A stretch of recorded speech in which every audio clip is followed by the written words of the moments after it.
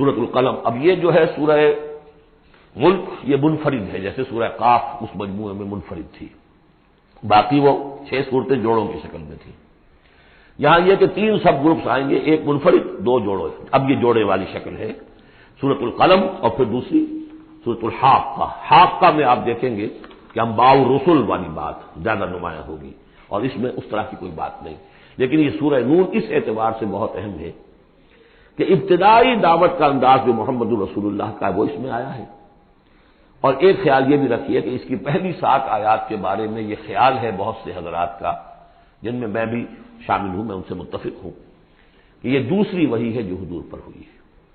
اس لیے کہ جو پہلا جب آپ نے آ کے بتایا مجھ پر وحی آئی ہے، فرشتہ آیا تھا، تو پہلا تاثر جو لوگوں کا تھا وہ یہی تھا کہ معلوم ہوتا کہ دماغی توازن ٹھیک نہیں رہا. یہاں کہیں کوئی جن آ گیا ہے، آصف آ گیا. وہ جنات سے واقف تھے، فرشتوں سے واقف ہی نہیں تھے. تو کوئی جن ہے، کوئی بدرو ہے، وہ آ کر ان پر سوار ہو گئی. اچھے بھلے آدمی تھے. تو ایک ہمدردانہ انداز میں بھی کہا گیا، اور جو لوگ مخالفین تھے، ہر شخص کے ہوتے ہیں، انہوں نے اس کو ایک دوسرے انداز میں بھی بیان کیا. اس کا حضور پر فوری طور پر جو ہے، دیکھیے ابتدائی طور پر جب تجربہ ہوتا ہے تو اس کا صدمہ بہت شدید ہوتا ہے.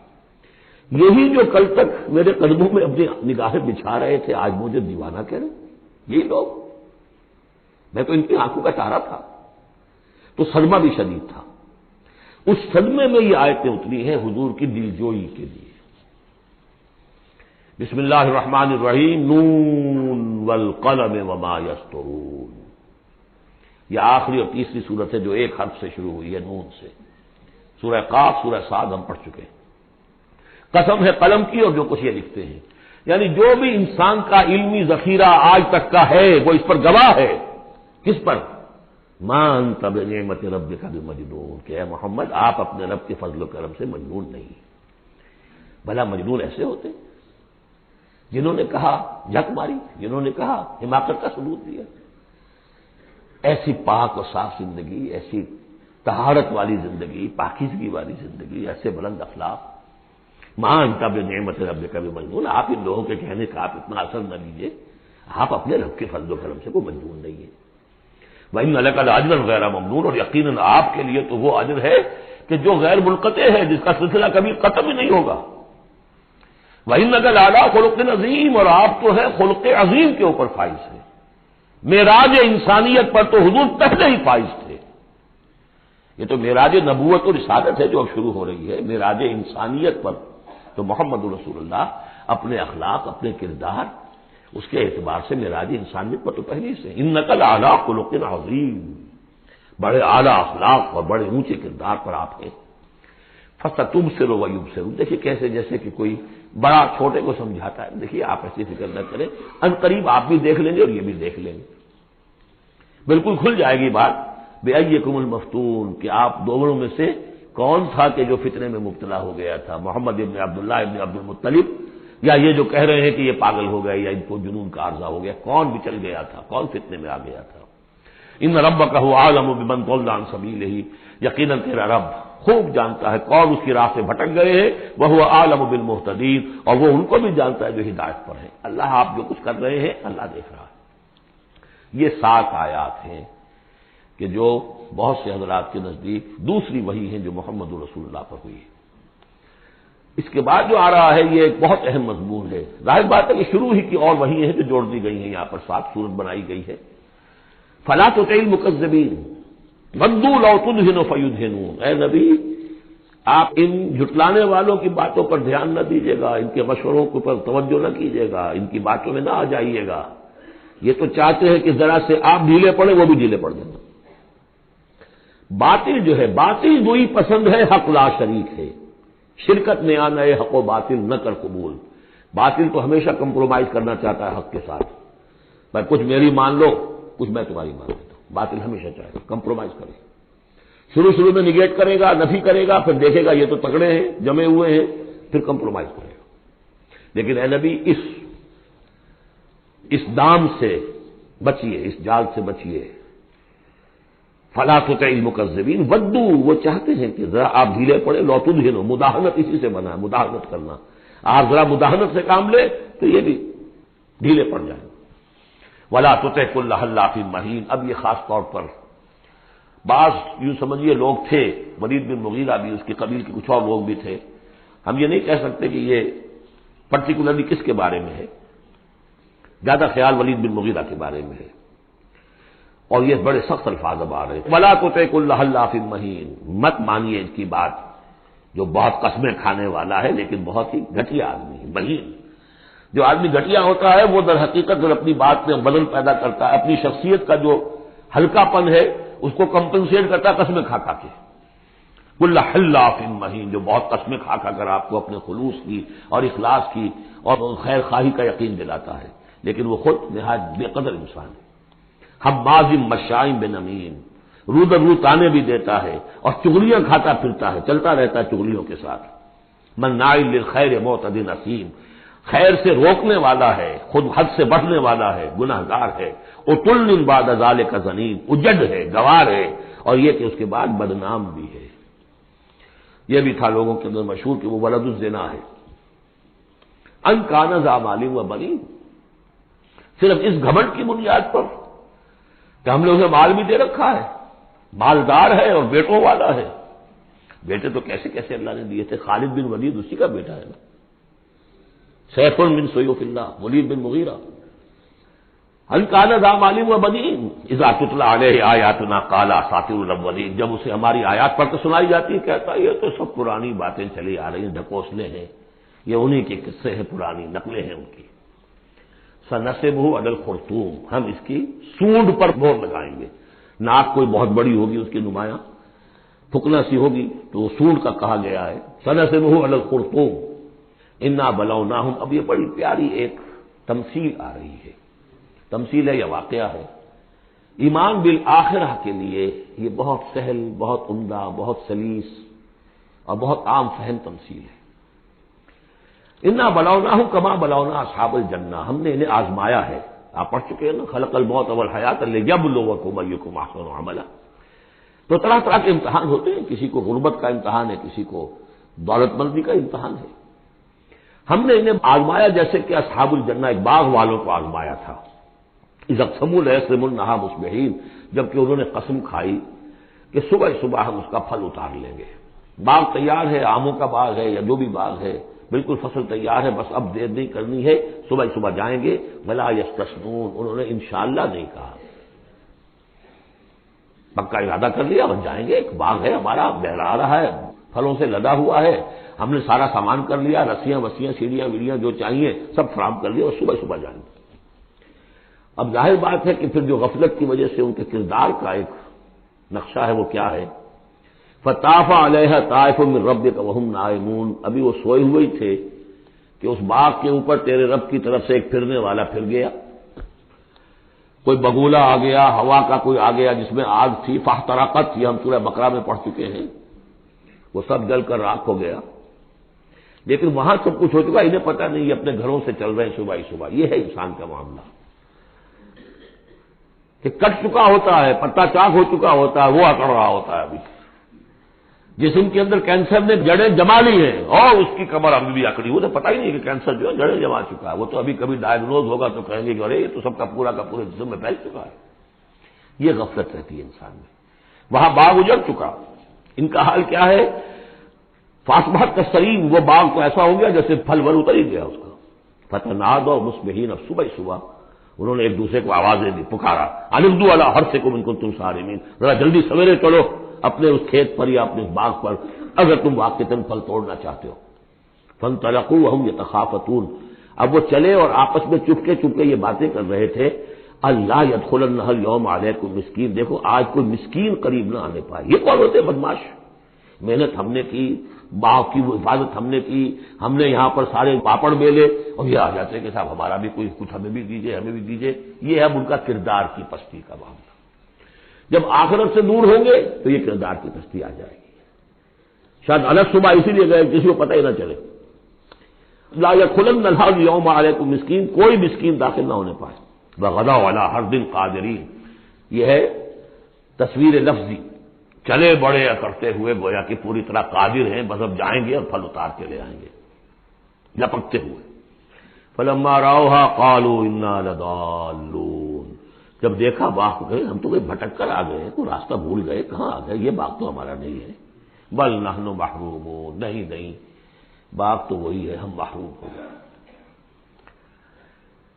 قال اوسطهم الم اقل لكم لولا تسبحون، ان کے درمیانی کوئی ان میں سے تھا، کوئی نیک بھی ہوگا جس نے کہا دیکھو میں تم سے کہا نہیں کرتا تھا، تم اپنے رب کی تسبیح کیوں نہیں کرتے، اسے یاد کیوں نہیں کرتے، اس کا حق کیوں نہیں ادا کرتے؟ قالوا سبحان ربنا انا كنا ظالمین، ان کا واقعی آپ صحیح کہہ رہے ہیں، ہمارا رب پاک ہے، واقعی ہم ہی ظالم تھے۔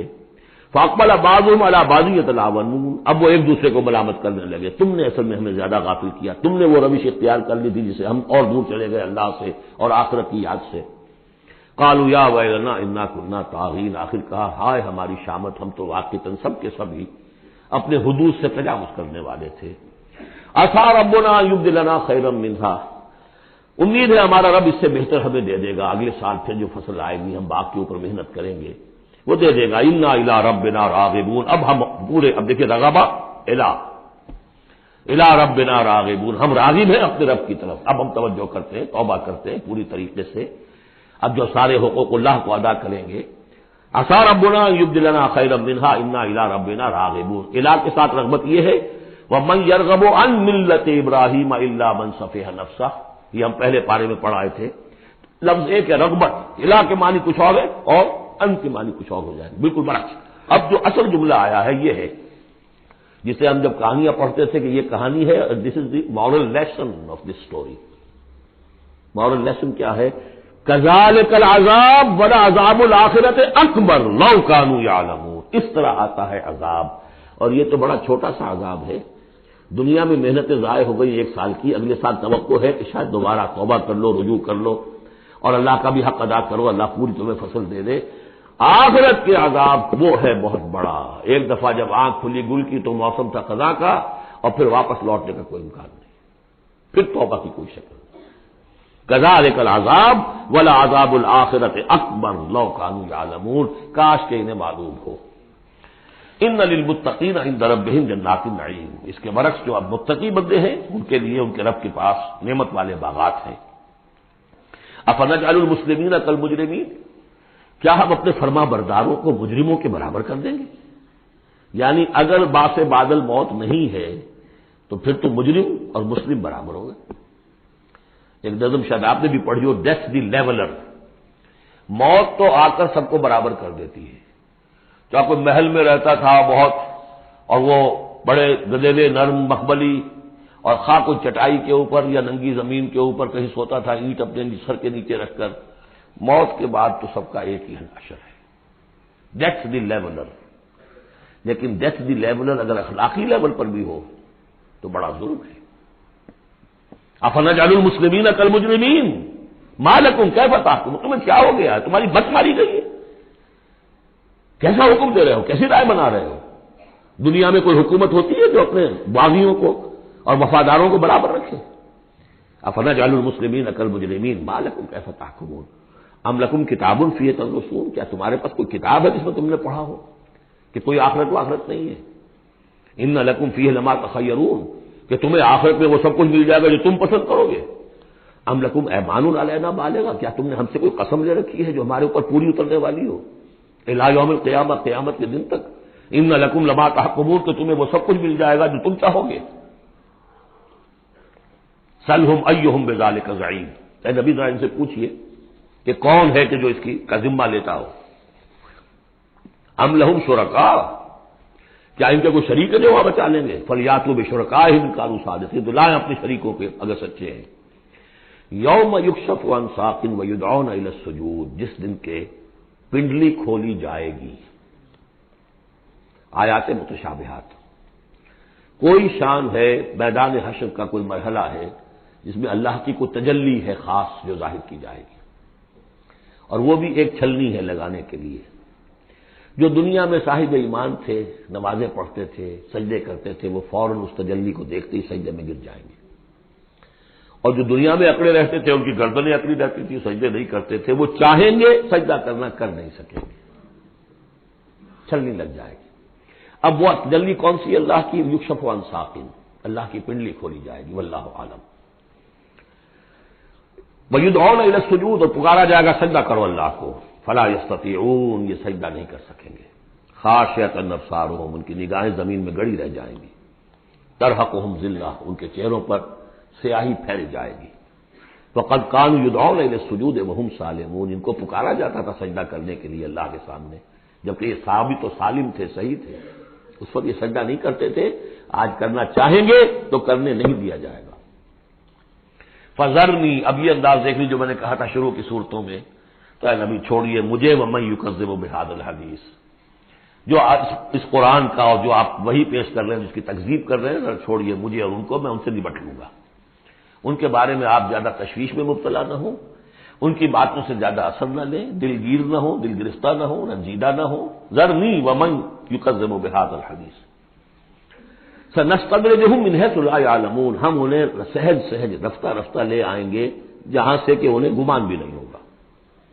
یہ کیا استدراج کہلاتا ہے، یہ علماء کی زبان میں، یہ چونکہ اصطلاحات میں گفتگو ہوتی ہے۔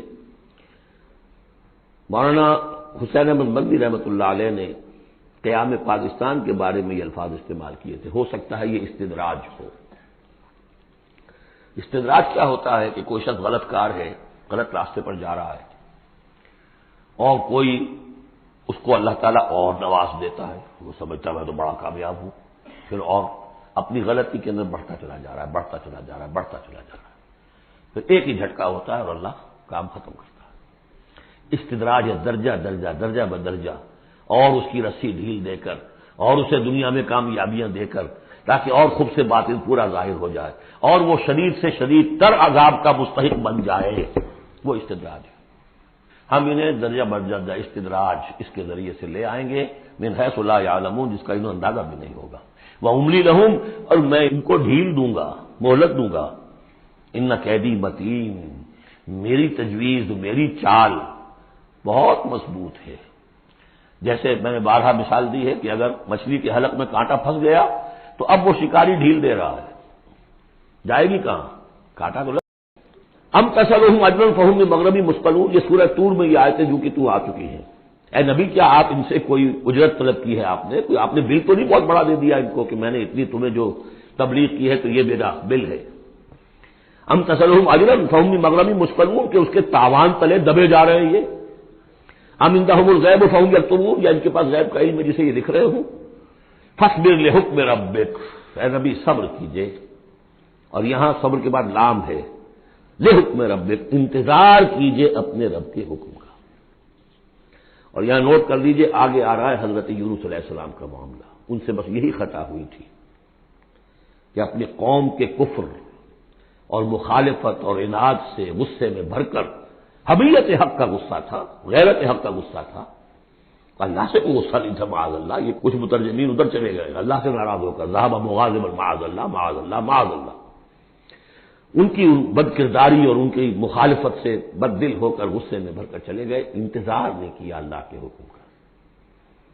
فاصبر لحکم ربک، اپنے رب کے حکم کا انتظار کیجئے، ولا تکن کصاحب الحوت، اور دیکھیے آپ اس مچھلی والے کی طرح نہ ہو جائیے گا، اذ نادا وہو مکظوم، جبکہ اس نے پکارا، جبکہ وہ اپنے غم کو اپنے اندر ہی اندر پی رہا تھا صدمے میں، اور جبکہ وہ اس مچھلی کے پیٹ میں لا الہ الا انت سبحانک انی کنت من الظالمین، میں نے ظلم کیا، میں زیادتی پر ہوں۔ لولا ان تدارکہ نعمت من ربہ لنبذ بالعراء وہو مذموم، اگر اس کا ہاتھ نہ پکڑ لیا ہوتا، نہ سنبھال لیا ہوتا اسے اس کے رب کے ایک انعام اور احسان نے، تو وہ تو پھینک ہی دیا گیا تھا چٹیل زمین پر مذمت زدہ۔ اس کو میں چاہتا تھا کہ آپ کو بتا دوں کہ اصل میں یہ علاقہ جو ہے بال بک کا علاقہ، اور وہ اس سے اوپر جو یہ عراق کا جو شمالی علاقہ ہے، وہاں کہیں نینوا کا شہر ہے، وہاں یہ تھے۔ اور آج کل جو دجلہ و فرات کا معاملہ ہے وہ تو چھوٹی ندیاں رہ گئی ہیں، اس وقت ہو سکتا ہے کہ وہ بڑے بہت بڑے دریا ہوں، اور وہاں سے وہ کشتی میں سوار ہو کر کہیں جا رہے تھے کہ کسی ویل مچھلی نے انہیں نگل لیا، اور یہ دریا گرتے ہیں اسی جو یہ گلف، پرشین گلف ہے یا عربک گلف ہے، جو بھی آپ کہیں اسے، خلیج العربی یا پرشین گلف، اور وہاں سے ہو کر یہ مکران کے ساحل کے قریب تک وہ مچھلی لے آئی ہے، اور یہاں اس نے الٹ دیا اللہ کے حکم سے۔ تو وہ جو میں بتا چکا ہوں آپ کو احمد الدین مارہروی کے حوالے سے کہ جین یقطین کا درخت اللہ نے وہاں اگا دیا، وہ سارا کام وہ نعمت ہے. لولا ان تدارکہ نعمت من ربہ لنبذ بالعراء وهو مذموم فاجتباہ ربہ فجعلہ من الصالحین. تو اس کے رب نے پھر اس کو نواز دیا، پسند کر لیا اور اسے پھر صالحین میں سے کر دیا. وہی یکاد الذین کفروا، یہاں پر یہ نوٹ کر لیجئے کہ یونس ابن متی یہ جو ہے ان کے بارے میں حضور نے فرمایا مجھے ان پر بھی فضیلت مت دو، اور ہم جو ہیں وہ سارا جو ہے زور اس پر صرف کر دیتے ہیں. وہ افضل ہے لیکن حاجت مشاطہ نہیں، صورت دل آرام رہا، ان کی کوئی ضرورت نہیں ہے، دنیا جانتی ہے، آج پوری دنیا مان رہی ہے. اگر مائیکل ہارٹ کہہ رہا ہے on top of the list a selection and gradation of the 100 most influential personalities of the world, human history, and putting Muhammad on top. تو جادو وہ جو سچ کر بولے گا خود بولے گا. یکاد الذین کفروا لیزلقونک بابصارہم لما سمعوا الذکر ویقولون انہ لمجنون. یہ سورت کا ابتدائی اور سورت کی انتہا یہاں پہ آ کر جڑ گئی ہے. اور یہ بھی سمجھ میں آ گیا نون سے کیوں شروع ہوا. یہ نون کہتے ہیں مچھلی کو. ذنون اذ ذهب مغاضبا، مچھلی ہی کا معاملہ، حضرت مچھلی والے کی بات پر صورت ختم ہو رہی ہے. اور یہ لوگ تو تلے ہوئے اس پر ہے نبی صلی اللہ علیہ وسلم لیزلقونک بابصارہم، کہ آپ کو وہ پھسلا دیں گے، آپ کے قدموں میں تزلزل پیدا کر دیں گے اپنی نگاہوں سے گھور کر. لما سمعوا الذکر، جب یہ سنتے ہیں، جب آپ اللہ کا کلام انہیں سناتے ہیں تو ایسے گھورتے ہیں.